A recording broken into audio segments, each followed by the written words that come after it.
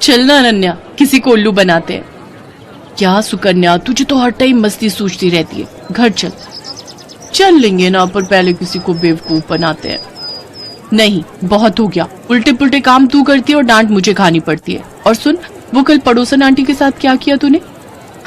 क्यों, कुछ कह रही थी क्या? हाँ, मुझसे कह रही थी कि आजा तुझे सबक सिखाती हूँ। बता तूने क्या कहा उन्हें?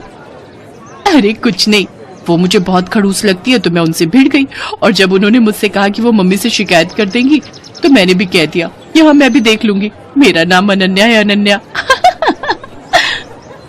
इतना कहकर अनन्या गुस्से में सुकन्या को मारने के लिए दौड़ी और सुकन्या अपने घर की तरफ भागने लगी। अनन्या और सुकन्या जुड़वा बहनें थीं, देखने में बिल्कुल एक जैसी। उनमें फर्क कर पाना बहुत ही मुश्किल था। कई बार तो उनके माता पिता भी उन्हें पहचानने में धोखा खा जाते थे और इस बात का सुकन्या बहुत फायदा उठाती थी।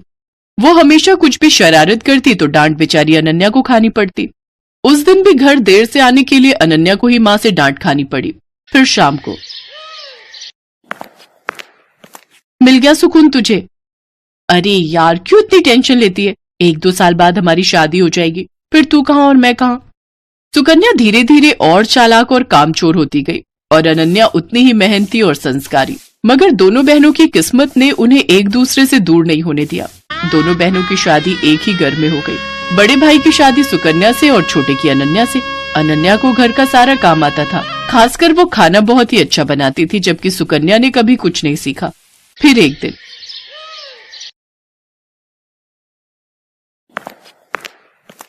अरे बैठकर टीवी देख रही हो, पहले जाकर कपड़े तो धो लो। माँ जी, आप अनन्या को बोल दो ना, सुबह से मैं ही तो घर का सारा काम कर रही हूँ, बर्तन धोए और फिर खाना भी बनाया।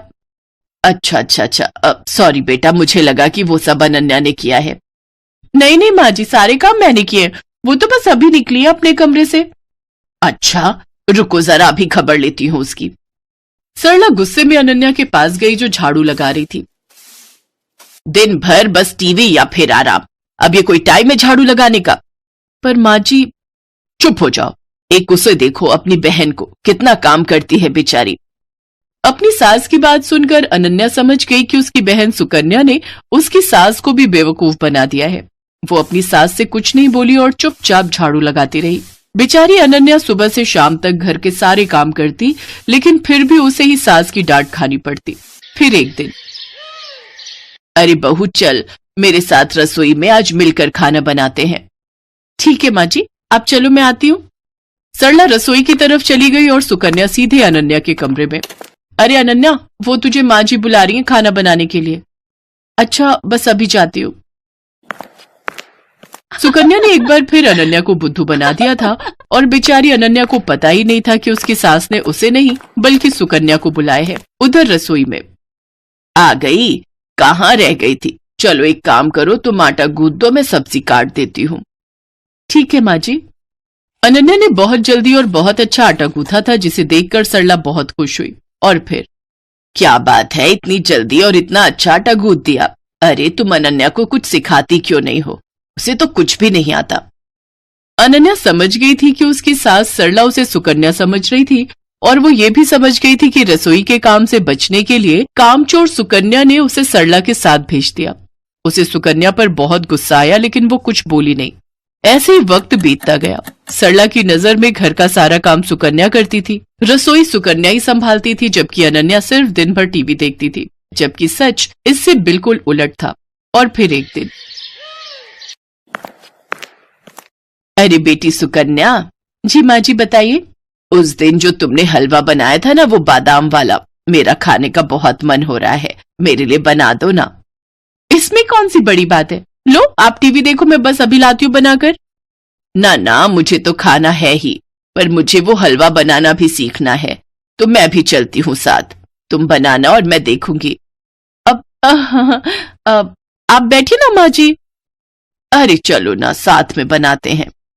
सरला जिद पर अड़ गई थी और उधर सुकन्या की हालत खराब हो रही थी, क्योंकि आज तक उसने कभी कुछ बढ़िया नहीं बनाया था, जबकि उसकी सास सरला को लगता था कि सुकन्या ने पूरी रसोई संभाल रखी है। लेकिन सुकन्या इतनी जल्दी हार कैसे मान लेती? उसने फौरन दिमाग दौड़ाया। अब माँ जी, मैं तैयारी करती हूँ, तब तक आप बादाम ले आइए। अरे मुझे अपने कमरे में जाना पड़ेगा, बादाम का डिब्बा वहीं रखा है, चलो मैं लेकर आती हूँ। जैसे ही सरला अपने कमरे की तरफ गई तभी रसोई में अनन्या आ गई। उसने बिल्कुल सुकन्या जैसी ही साड़ी पहन रखी थी। तू जा, मैं देख लूंगी। पक्का ना? हाँ हाँ, मुझे पता है कि तुझे कितना हलवा बनाना आता है, जल्दी कर वरना माँ जी आ जाएंगी।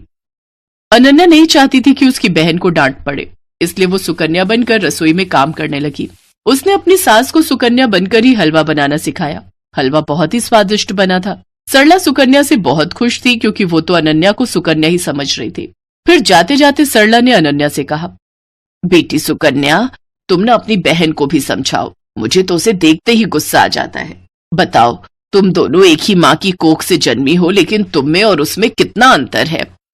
सरला की बात सुनकर अनन्या को बहुत दुख हुआ। वो अपनी सास से सब सच कहना चाहती थी, लेकिन फिर अपनी बहन के बारे में सोचकर चुप रह गई। अगली सुबह सुकन्या जैसे ही उठकर रसोई की तरफ आई तो उसकी सास सरला ने उसका हाथ पकड़ लिया। ये क्या कर रही है माँ जी? आज तुझे नहीं छोड़ूंगी। तूने मुझसे हमेशा झूठ बोला, तुझे कुछ नहीं आता, और तूने हमेशा अपनी बहन की मेहनत को अपना बताकर आराम तलबी की, और वो बेचारी दिन भर रसोई और बाकी कामों में लगी रही, ऊपर से मेरी डांट भी चुपचाप सुनती रही। सरला लगातार सुकन्या को डांट रही थी। तभी सुकन्या ने फिर से झूठ बोलकर बचने की कोशिश की। नहीं माँ जी, मैं झूठ नहीं बोल रही, मैं तो खूब काम करती हूँ। कल रसोई में सारा दिन लगाकर आपके लिए हलवा बनाया था ना, तब तो आप भी वही थी। वही थी, इसीलिए सब कुछ जान सकी। तूने हलवा बनाया था तो जरा दिखा अपनी कलाई, जो कल कढ़ाई उतारते हुए जल गई थी। दिखा ना। अब सुकन्या अपने हाथ पीछे किए बिल्कुल चुप खड़ी थी, क्योंकि उसकी चोरी पकड़ी गई थी। इसके बाद सरला फौरन दूसरे कमरे में गई, जहां अनन्या अपनी जली हुई कलाई के साथ खड़ी थी। सरला ने उसके सिर पर हाथ फिराया और बड़े प्यार से बोली, मुझे माफ कर दो बेटी, लेकिन तुम भी मुझसे वादा करो कि इस घाव के ठीक हो जाने के बाद भी तुम और कोई दर्द नहीं झेलोगी अपनी उस कामचोर बहन की खातिर।